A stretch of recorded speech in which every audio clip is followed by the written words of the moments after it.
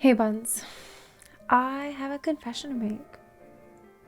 I'm in love with my bunny girl in Final Fantasy 14. Who could have guessed, right? Mornings at 11. Cute little bunny nose. The floofy hair with the little flowers in it. But the flower isn't in all of the hairstyles, but it's in some of them. I wish it was a toggle, but whatever. The way she does this. I know I'm not the only one who is enamored with her FF14 character. I mean, what else are people doing in G-pose for 10 hours at a time? Getting the perfect angle on the moonlight, shining up the crevasse, the valley. I mean, that's the whole game, isn't it? Or it can be if you are obsessed. Like me. Or actually, when you are obsessed. Okay, not if. You might be in denial now, but it's happening, okay? It'll happen to you. To an absurd degree that I have never experienced in another game. Like, FF14 is built for that. It encourages it.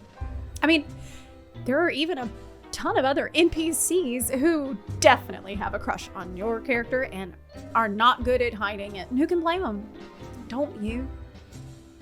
Play through Endwalker. And at that point, it's weird if you don't.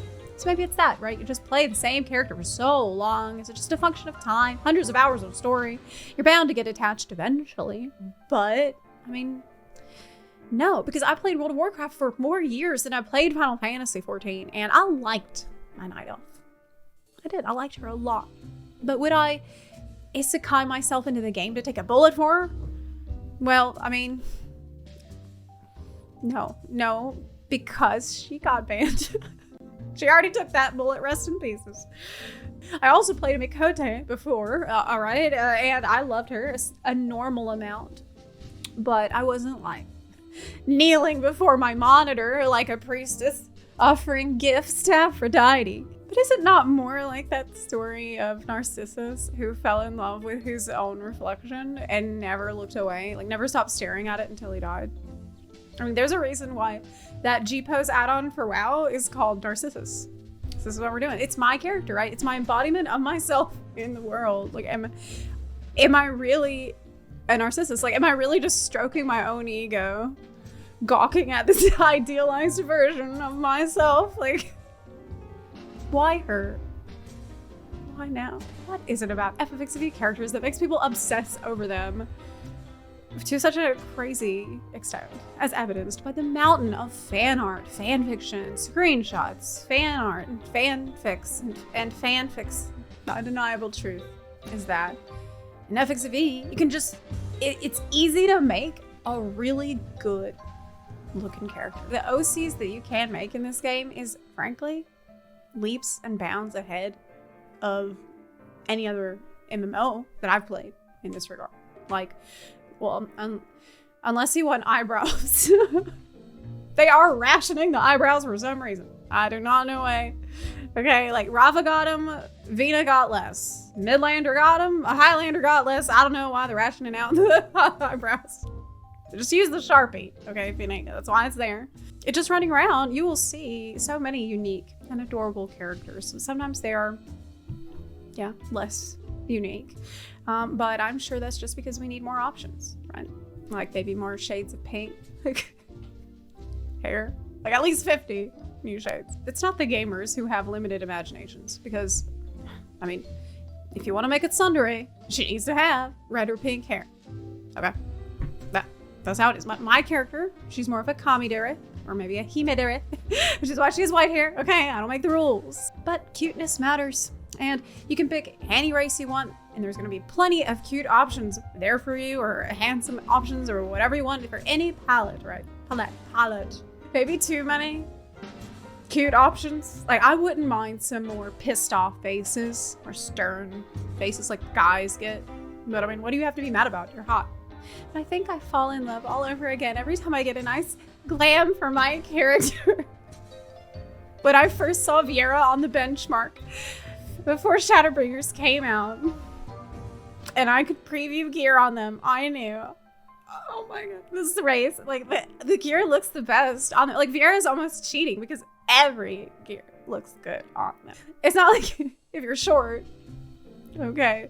And if you got like short legs and a big head, sometimes stuff might fit a little weird. Like if you're playing a Lalafell or something.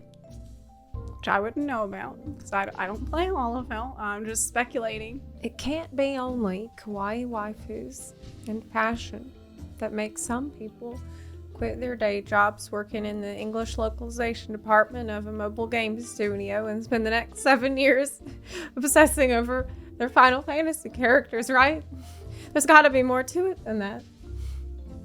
Right? What explains this inexplicable loyalty and devotion? Is it that Final Fantasy XIV makes it hard to even think about playing another character? You better like your OC a lot. Okay. Because all of your mounts, minions, emotes, titles, BA progress, Bonjet, Eureka progress, relics. Oh my god. You don't even get to use the house that you bought on your main character on any other character. But you don't need an alt. Because you can play all jobs on one character, right? So it is safe to say you're going to be quite exclusive with your OC. Guess you could say things will be getting pretty serious between you guys. That's how they rope you in. Just think about it. You can play every job, but most people don't. Most people pick and choose a few jobs that they like that reflect who they are, what they're about. You know, I picked Dancer and Reaper, because I feel like these are two sides of my personality. This is why I'm attracted to these jobs. I like Doom, and I like Animal Crossing. My Spotify Unwrapped this year was like, okay, you liked Discord to Generations, and you liked Strawberry Fields Forever. You liked Papaya. You also liked Put the Coke on My... The point is that the combination of mains that you have gives your character some identity, right? It's like one of those Enneagram personality thingies. I think that makes them more real, more easy to love, more relatable. It's like they're not just a vessel for that one job, not a fully formed personality. Well, they're still not fully formed, but they're like semi-formed. They're more formed of a personality. Like, for example, in World of Warcraft, I love how strong class fantasy can be in that game. But sometimes I can feel that's all that character is. Like that is their whole identity. And maybe if I could cross-class into Priestess, then my character would be more different. Maybe Illidan would notice me.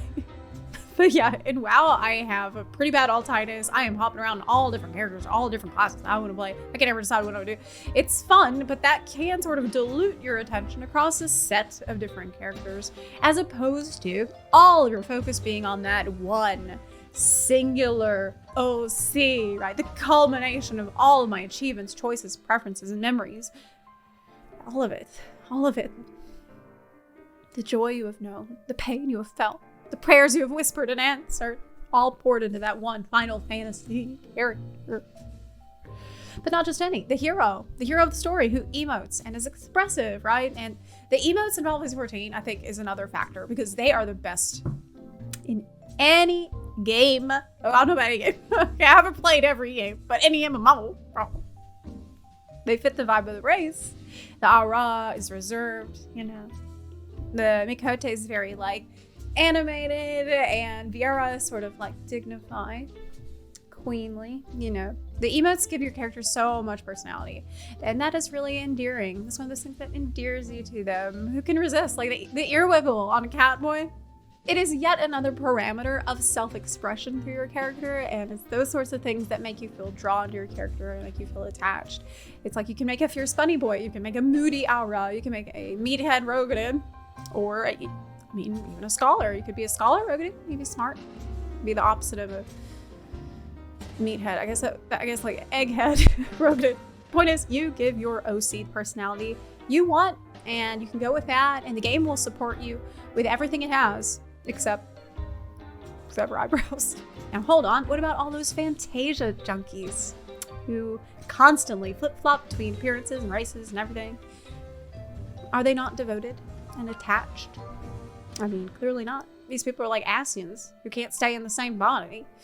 Maybe they just can't find the one, or maybe it's more about the substance of the character. Can you imagine? Look, if you're a Fantasia addict, just let me know why. Why are you like that? Why are you like this? Do you hate money? help me understand in the comments. In the end, I feel like being in love with your character is okay, so long as you don't tell anyone about it. But probably nobody's gonna watch this video anyway, so I'm good. But if you are, why not make a comment? Right? It's anonymous. What made you fall in love with your character? Or are you in hate with your character? Are things okay between you and your character? Or maybe you don't have any strong feelings and you're normal. They are indeed just a video game character. They're just a vessel for you to project yourself into the world of Eorzea. It's a way for you to hold all your loot and your stuff and whatever you gotta do, right? Is that you? Let me know what it's like.